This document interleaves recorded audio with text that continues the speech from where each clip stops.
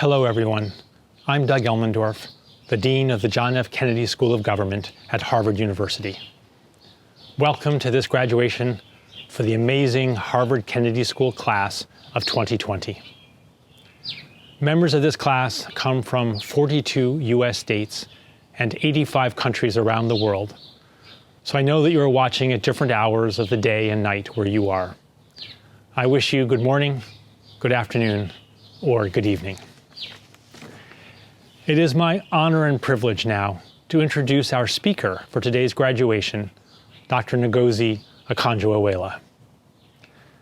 Dr. Okonjo-Iweala is currently the chair of Gavi, the Vaccine Alliance, which is a public-private partnership that is increasing access to immunizations in low-income countries.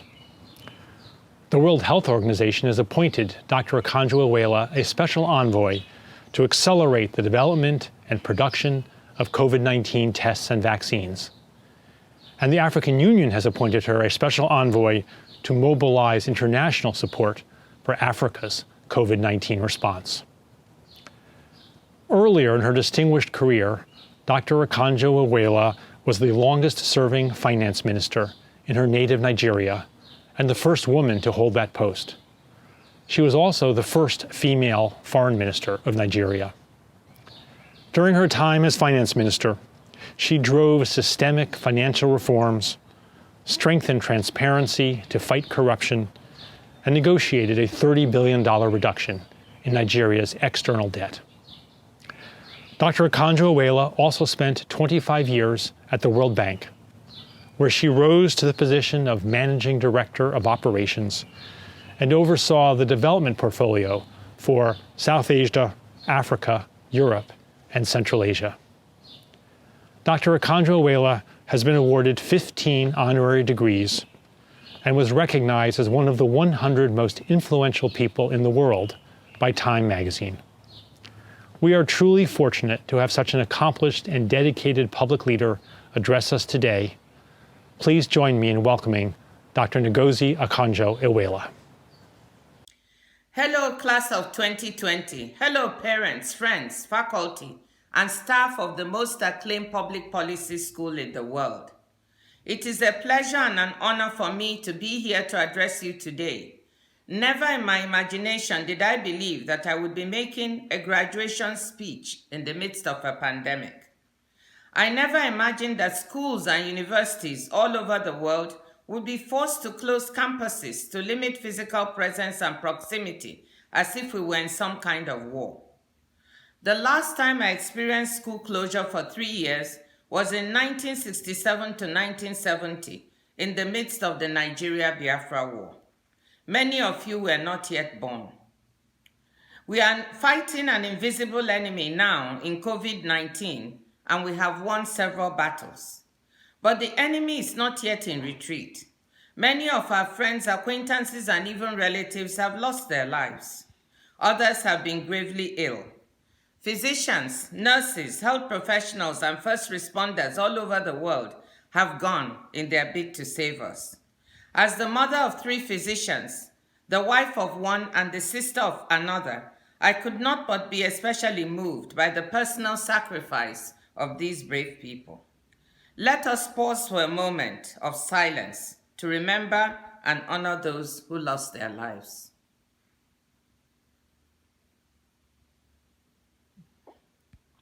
The COVID-19 pandemic has changed the world immeasurably and perhaps even irreversibly from the world you knew when you came to the Kennedy School 2, 4, or more years ago. We were then already facing an uncertain and challenging world of trade wars, natural disasters linked to climate change, and real wars in far-flung places like Afghanistan, Syria, and Somalia, leading to fragility, displacement, migration, and the human tragedy of fleeing and homeless refugees. The pandemic made it worse.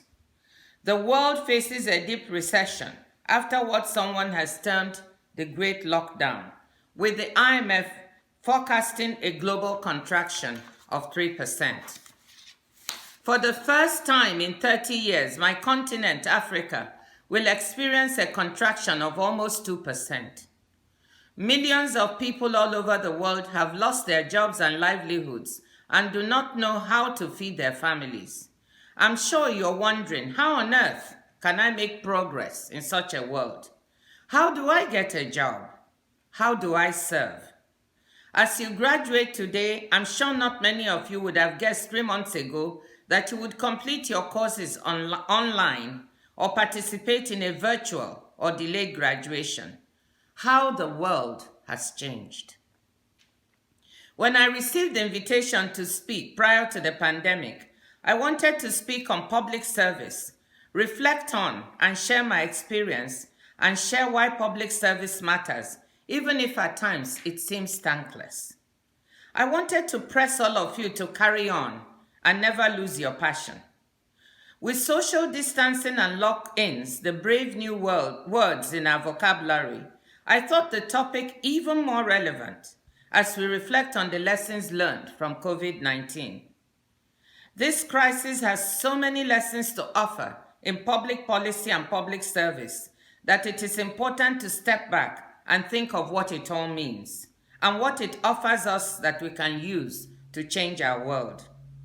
It was Winston Churchill who said, quote, "Never waste a good crisis." So let's not waste this one.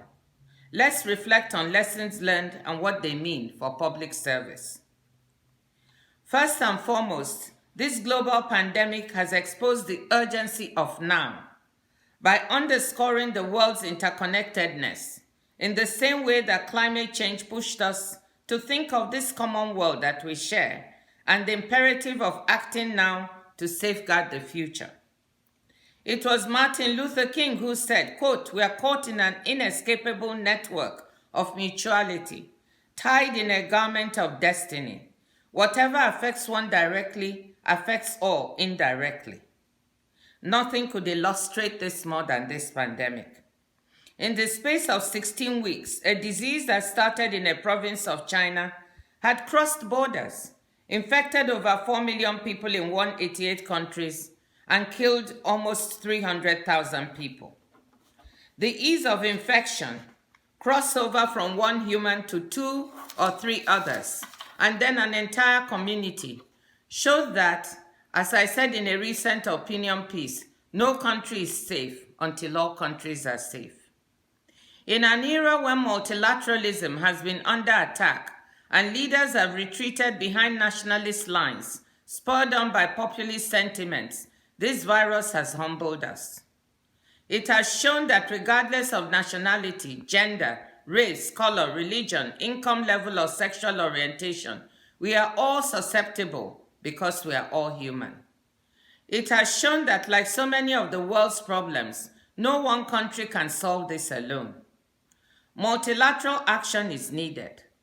That is why the WHO, United Nations, the G20, the G7, World Bank and IMF, all of them multilateral groupings, have had important health and economic roles to play in this crisis. But how do you prepare these institutions for the unknown and sometimes unknowable? How do you make them fit for purpose? Looking forward, anticipating the future, and building in the safeguards needed rather than just fighting the battles of the present. What are the appropriate policies and actions that can safeguard our future, save lives, and preserve economic activity? These are the interesting questions with which public policy and you, as its new practitioners, must grapple. I know that on the institutional side, we must foresee a new type of partnership, one that goes beyond the public sector because it cannot do it alone, and encompasses the private sector, civil society, and other actors that make for a joined-up and holistic approach to public policy. I'm proud to say that Gavi, the Vaccine Alliance, whose board I chair, is one such partnership, a multilateral actor ahead of its time. Gavi was created in 2000 to give children of developing countries the same access to life-saving vaccines that their counterparts in developed countries had. Since then, Gavi has immunized 760 million children and saved 13 million lives. In the next 5 years, it aims to immunize another 300 million children, and save an estimated 8 million more lives. Gavi functions as a partnership made up of developed and developing country governments, other multilateral institutions such as the WHO, the World Bank, and UNICEF, Gates Foundation, the private sector, pharmaceutical companies, vaccine manufacturers, both from developed and developing countries, civil society, research and scientific organizations, and independent members to bring an objectivity into the organization's deliberations and decision-making. Gavi is results-oriented and transparent, a trusted partner for the world's children. What led me to join Gavi? To serve in this particular international organization. It is the ability to make a difference, to save the lives of our children in the developing world. And now Gavi is one of the organizations at the forefront of the race to find, develop, and make available worldwide a COVID-19 vaccine or vaccines. As chair of Gavi and as WHO envoy, I have the double privilege to be associated with finding solutions to this latest challenge of mankind. Working in an organization like Gavi is what I wish for those of you interested in public service. To be involved in solving global problems, safeguarding global public goods, and reaching out to include and better the lives of those who too often have been excluded.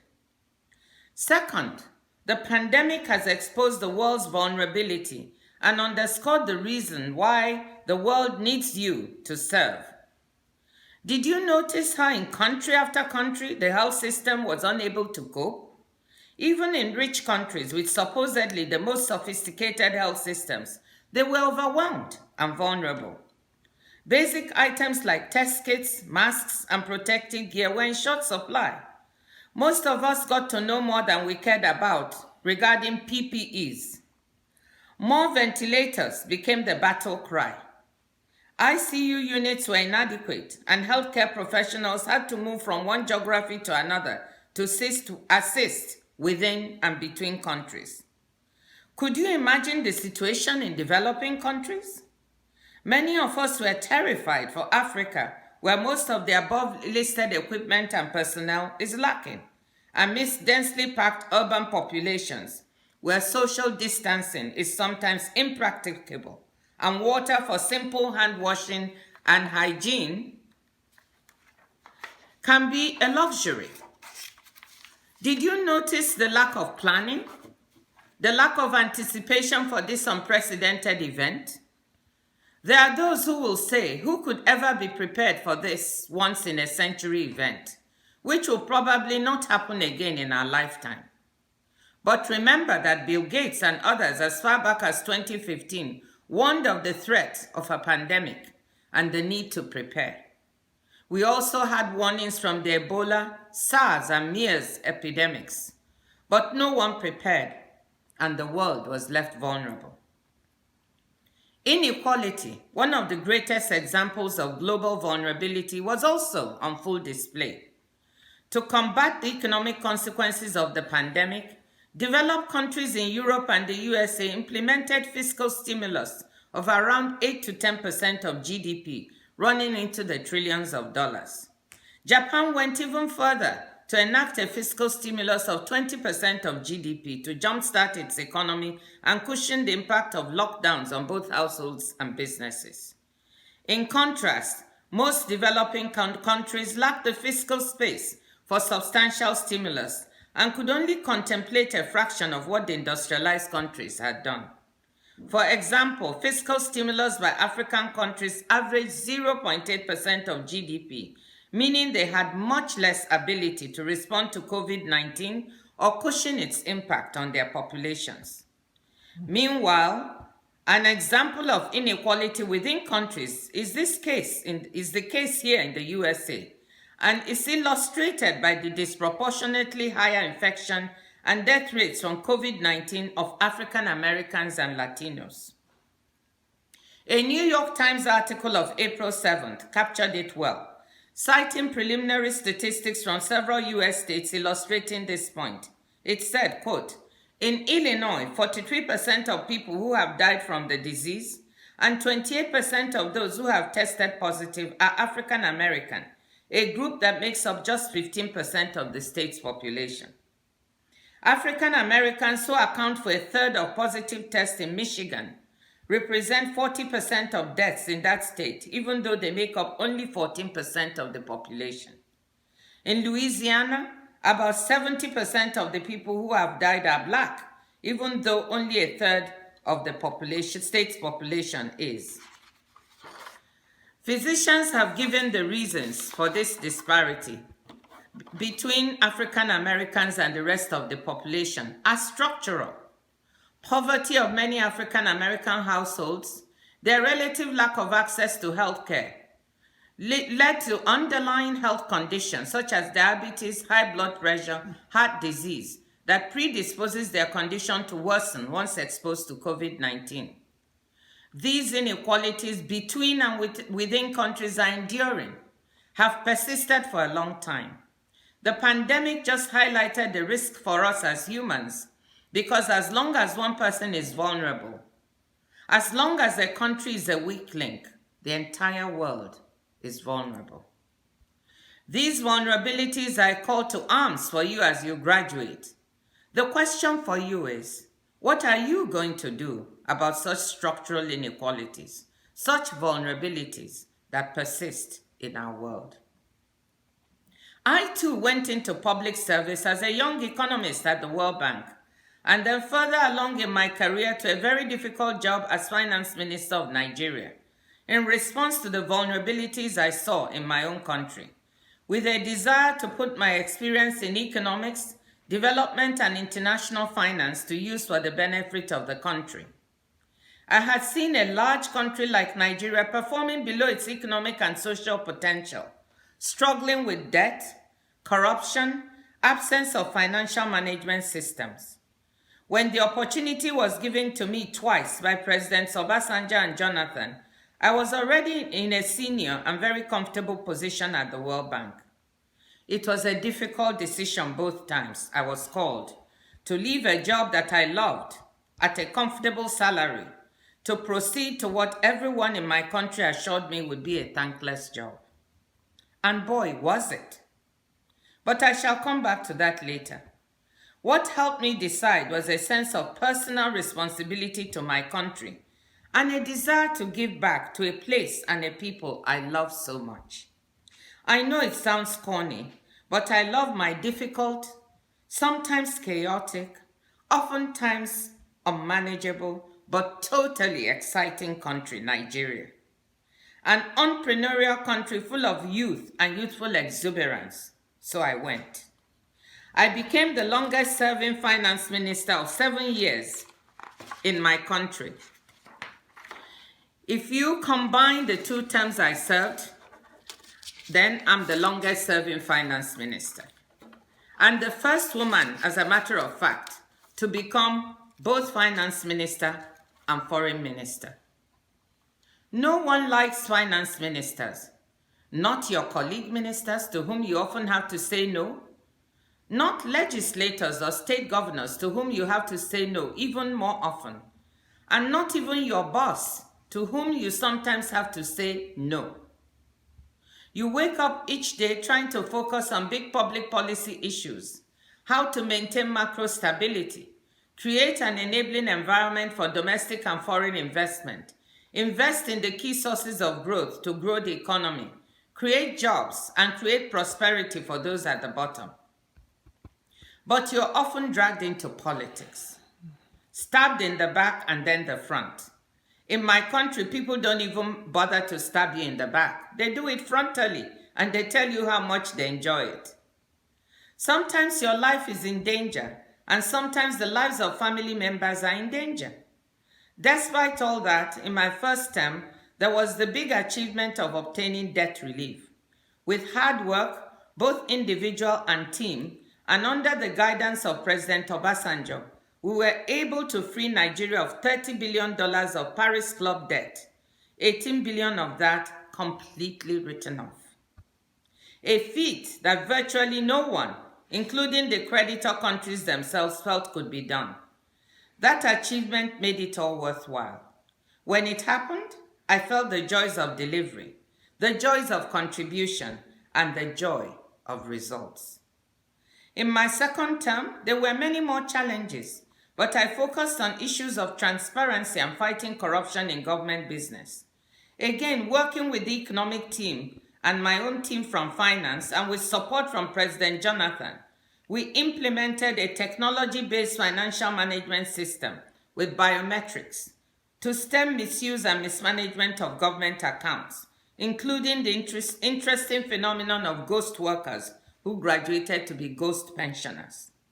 We published government revenues and audited billions of dollars of oil accounts.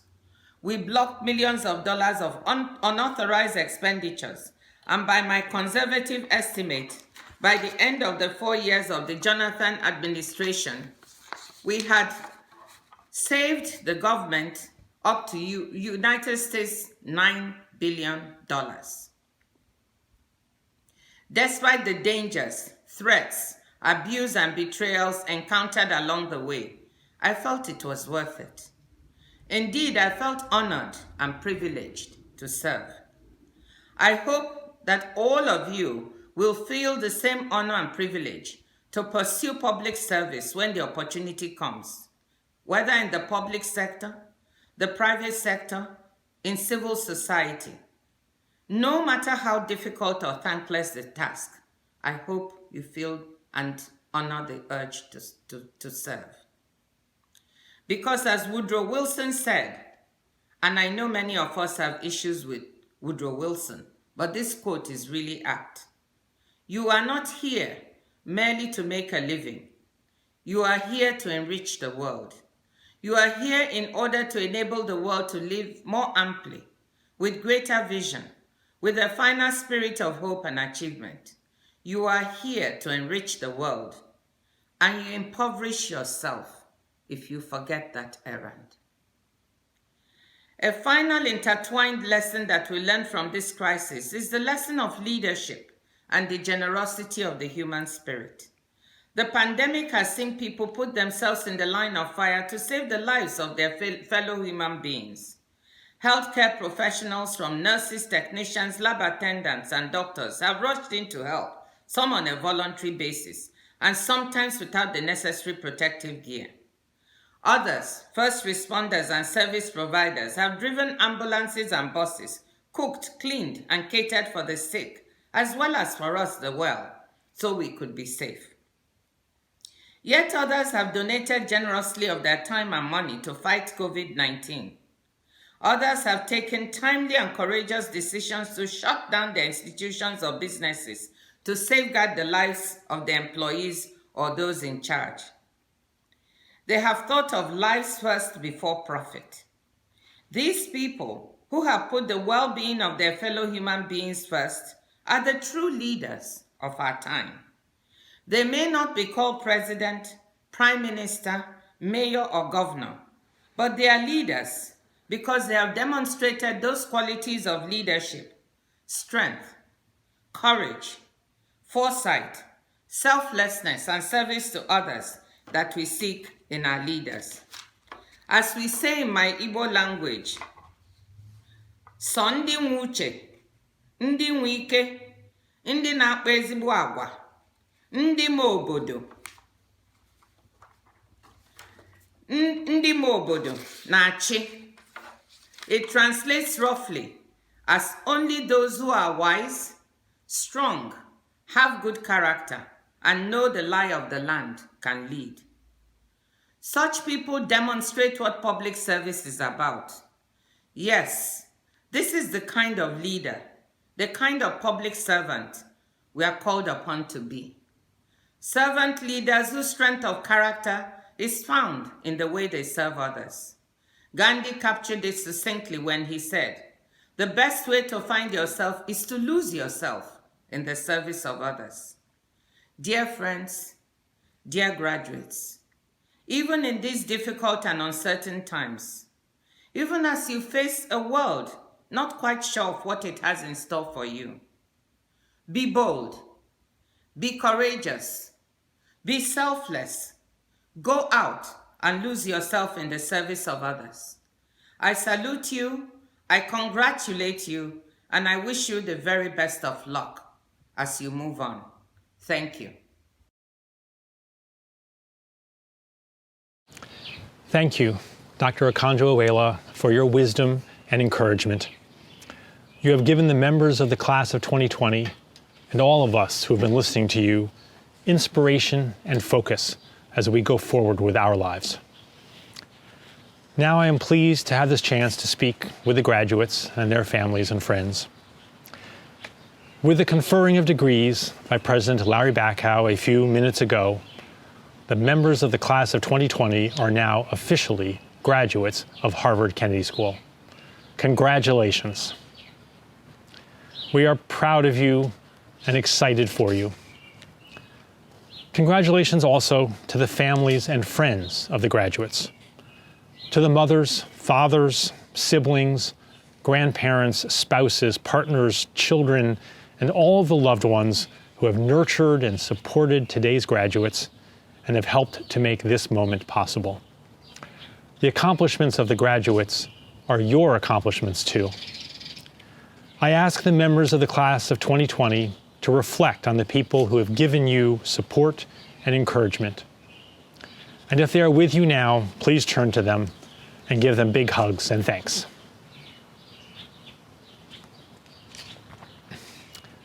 On a very different note, I also ask all of you to pause and recognize someone who is being awarded a diploma today but cannot join us. Mark Herzog, MPP 2020 and Harvard MD 2020, lost his life in the mountains of New Zealand in January. We and the world will miss Mark's passion for improving rural healthcare, his love for natural places, and his dedication to serving others.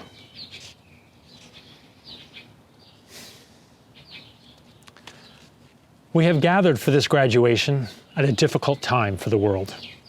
Indeed, we have gathered virtually rather than in person because the coronavirus pandemic has made traveling and convening risky and to ourselves and to others.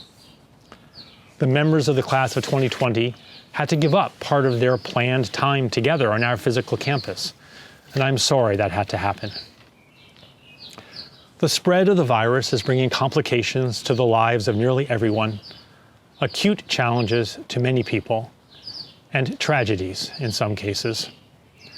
I offer my deepest sympathy to all who have suffered and will suffer from the direct health effects of COVID-19 and from its terrible social and economic consequences.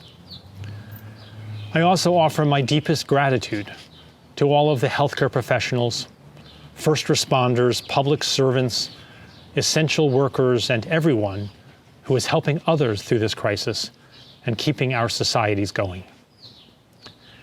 This pandemic is one of the greatest public challenges of my lifetime, and many hard days still lie ahead.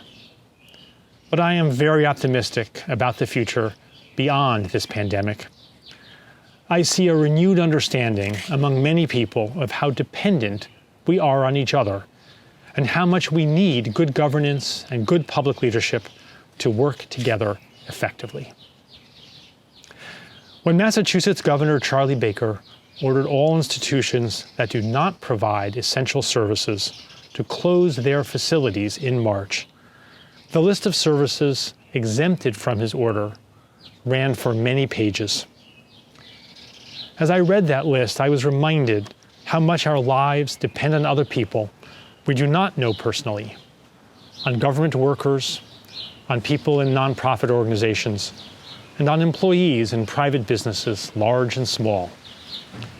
Some of these people struggle even in good times, and many are hurting now because they need to leave their homes to work and therefore face exposure to the coronavirus, or because they have more limited buffers against economic downturns. These people are essential to us all, and their success enables ours. I think the pandemic has reminded all of us how connected we are to each other, as Ngozi Okonjo-Iweala emphasized in her wonderful speech. Understanding our connectedness fosters empathy, the ability to put oneself in other people's shoes. And empathy is crucial for being good members of our communities. Juan Manuel Santos is the former president of Colombia, a Nobel Peace Prize winner, and an alumnus of the Kennedy School. In his speech at our graduation last year, he emphasized that the most important characteristic for a public leader is empathy. I would add that this characteristic is important for any public-minded person, leader or follower, in any sector and anywhere in the world. Empathy has led to the many examples of remarkable selflessness we have seen in the past few months, including the willingness to take precautions to limit the spread of the virus. A video created in Northern Ireland said that when one sees empty streets and parks, one is seeing, quote, love in action. The video says, quote, what you are seeing in those empty spaces is how much we care for each other. It isn't the end of the world. It's the most remarkable act of global solidarity, unquote. I realize that not everyone has shown this spirit of solidarity. Out of fear or anger or calculation, some people have turned against others who are different from them in one way or another. But I believe that those divisive voices are a distinct minority and will remain so.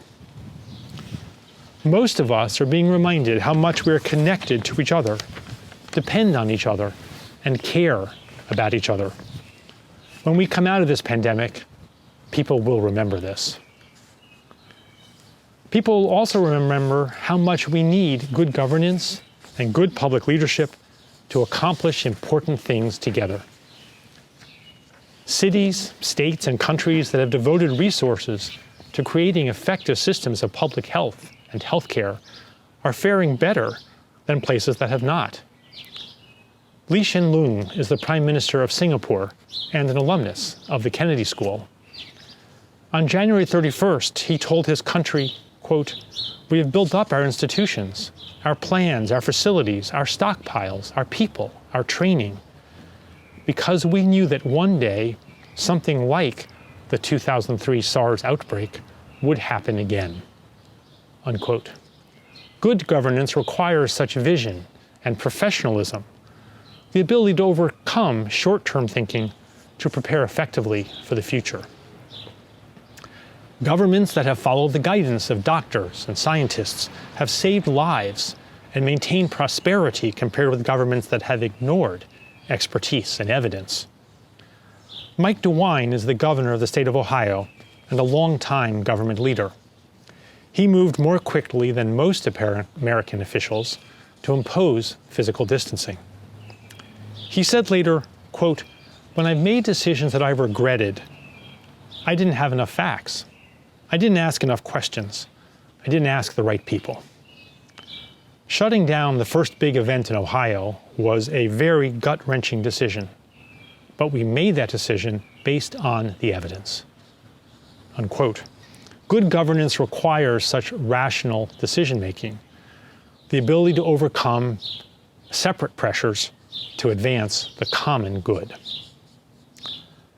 Leaders who have served their people with integrity and compassion have experienced rising approval ratings relative to leaders who have shirked responsibility and not shown concern for others. Jacinda Ardern is the Prime Minister of New Zealand. She took direct, early action, and she asked her people to, quote, be strong and be kind, unquote. Good public leadership requires such principled and effective behavior, which in turn earns good leaders trust and respect. Indeed, we have seen good public-minded leadership emerge in many places in our societies during the past few months. Some governors and mayors have stepped up. Some colleges and university presidents, heads of religious faiths, community leaders, and people with authority in a broad range of nonprofit organizations and for-profit firms have stepped up. And some people with no official authority, but with good sense and a commitment to serving others, have stepped up. When influence is dispersed in a society, confusion can be a result, but so can resilience. We need good public-minded leadership throughout our societies. In sum, the caliber of governance and public leadership throughout our societies has mattered crucially for people's lives during this pandemic. When we come out of the pandemic, people will remember this as well. That brings me back to you, the Harvard Kennedy School class of 2020. You are leaving the Kennedy School and going back into a world that is being changed by the coronavirus pandemic. Changed in some tragic ways, to be sure, but also changed in some hopeful ways. Renewed understanding of our connectedness to one another and of our need for good governance and public leadership will help you as you take on the public challenges of our time. There are challenges aplenty. The challenge of managing conflicts in peaceful ways, the challenge of extending democracy and human rights, the challenge of climate change, the challenge of wide differences in opportunity based on circumstances of birth, the challenge of systemic inequities based on gender and race and other characteristics, the challenge of building effective governments and other public institutions, and more. As you take on public challenges, remember that your fundamental and enduring responsibility as members of the Harvard Kennedy School family is to serve others. In January, I visited San Diego, California. On the side of the City and County Administration Building in San Diego are carved the words, quote, "The noblest motive is the public good," unquote. Go forth now from the Kennedy School to advance the public good. Your communities, your countries, and our world need you to put your passion and skills to work for all of us. Be healthy and safe, and please stay in touch. Congratulations. Now it is our honor to present the Harvard Kennedy School class of 2020.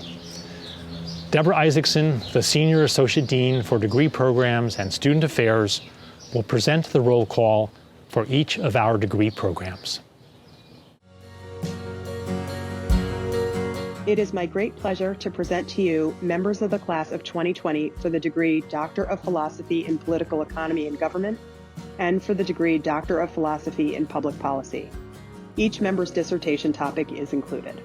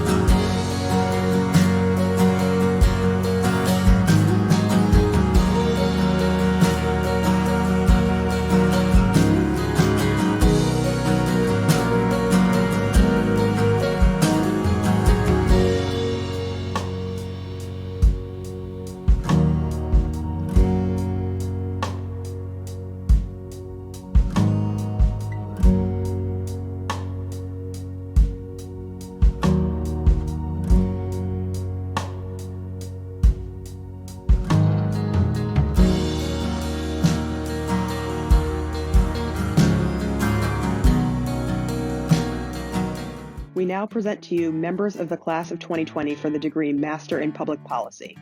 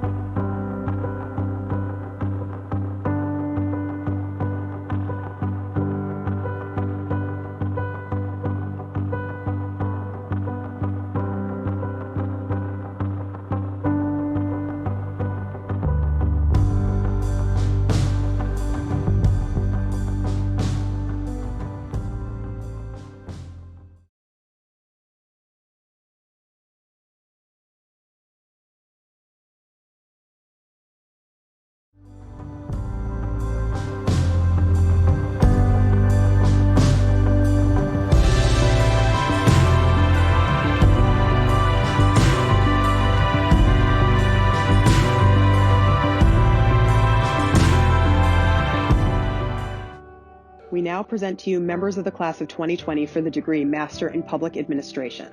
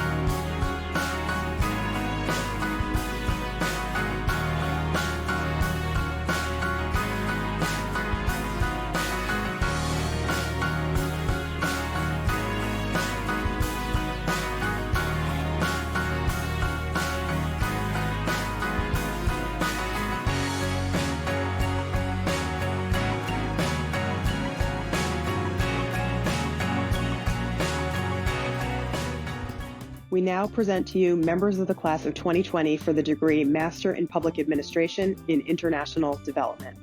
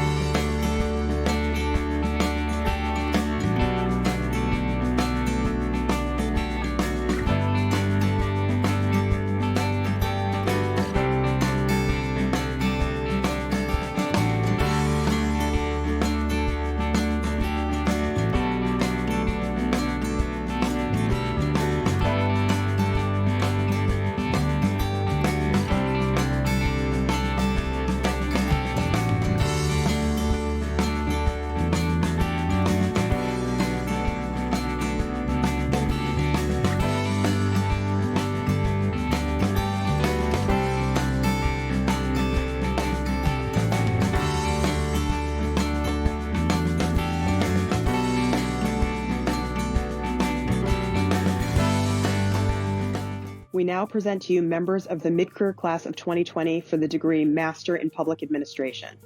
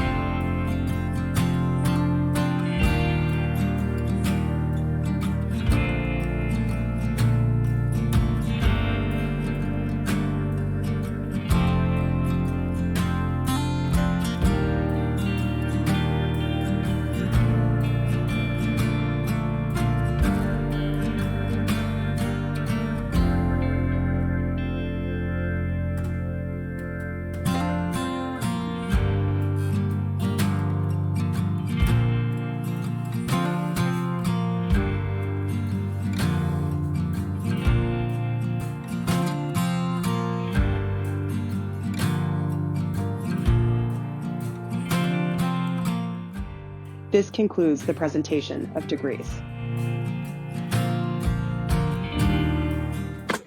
Class of 2020, we loved having you with us. We hope that as you look back at your time at HKS, you remember with fondness your classes and friends, the events and activities, accomplishments and joys that you experienced while you were here. You established a solid foundation at HKS and are now lifelong members of our community. Congratulations. Class of 2020, the next step is yours to take. Wherever you go and whatever you do, I hope your experience at Harvard Kennedy School will always be with you as a source of pride and support. Congratulations.